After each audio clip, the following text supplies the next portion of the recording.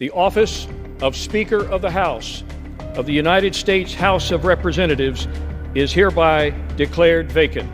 Kevin McCarthy. Kevin McCarthy. Speaker Kevin McCarthy is voted out of his job. You need to pay close attention because in the first 3 minutes of this video, we are going to take a dive into the unsettling state of democracy in the United States. It's a concern that's been quietly growing, and it's something you can't ignore. According to the Pew Research Center, only 20% of Americans trust the government to do what's right always or most of the time. That's a staggering lack of faith in the system that's supposed to represent the people. What makes this even more intriguing is the perspective of a prominent figure in finance, Ray Dalio, saying, "The failure of Kevin McCarthy is another step away from democracy and towards civil war." So, today, we're diving deep into the state of democracy, the forces shaping it, and why Ray Dalio believes the removal of Kevin McCarthy is a critical piece in this complex dilemma. Ray Dalio thinks that when we look at the world today, there are 5 major forces driving everything, and you need to know about them. First, there's the staggering amount of debt, especially in the United States. It's not just your personal debt. The national debt stands at over $33.17 trillion as of 2023. Now, moving on to the second force, internal conflict in the US. It's intense, and you've probably noticed it. The wealth gap is widening, values are clashing, and extremist voices on both ends of the spectrum are fighting tooth and nail. According to Pew Research, the political polarization in the U.S. is at its highest in decades, making cooperation and compromise a rare sight. The third force, the intense conflict between countries, is a classic great power struggle. The most significant one you've heard about is the rivalry between the United States and China. This isn't just a trade war, it's a clash of titans vying for global supremacy. Now, think about the fourth force, nature's fury. Droughts, floods, pandemics, you name it. These significant damaging acts of nature can disrupt economies and daily lives. For example, the World Bank estimates that pandemics can push millions into extreme poverty, and we've seen how COVID-19 impacted the world. And finally, the fifth force is technological advancements, particularly AI. AI is rapidly changing the way we live and work, and it's transforming industries. It's not science fiction because it's here, now, affecting jobs, privacy, and how we interact with the world.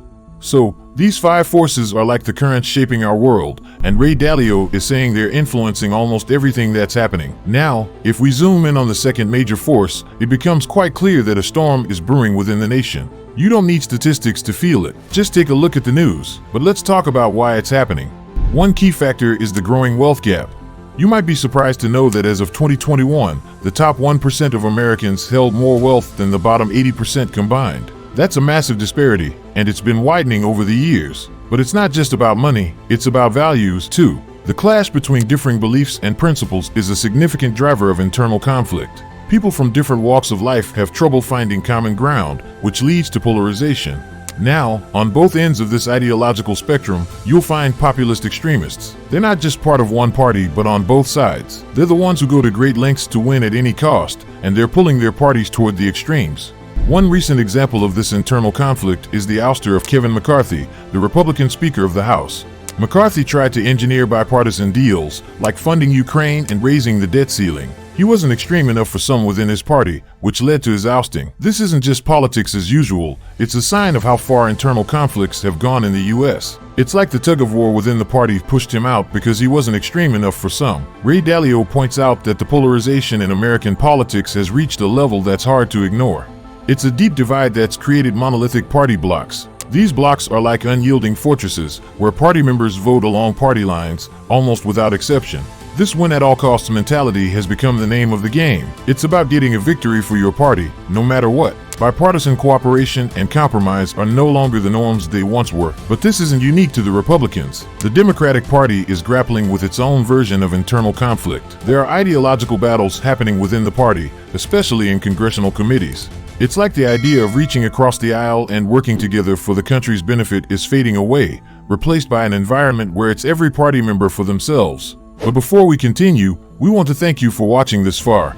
In addition, Ray Dalio sheds light on the shrinking space for moderates in American politics. You've probably noticed that it's become increasingly challenging for moderates to find a foothold. The parties themselves have evolved into more extreme versions of what most Americans identify with. Statistics show that Americans generally tend to hold more centrist views. A Gallup poll indicates that around 44% of Americans consider themselves political moderates, while only about 24% identify as liberal and 31% as conservative. Yet, the parties don't reflect this centrist majority. The historical trend here is quite interesting. When differences become as irreconcilable as they are now, small groups of passionate leaders tend to gain followers who rally to fight for their sides. This pattern has played out in history, leading to major conflicts. And this is where the looming concern for a potential civil war arises. When you have such deep divisions and a lack of trust in the system, there's a strong tendency for people to pick sides and fight. It's a situation where the middle ground seems to be shrinking and extremism is on the rise.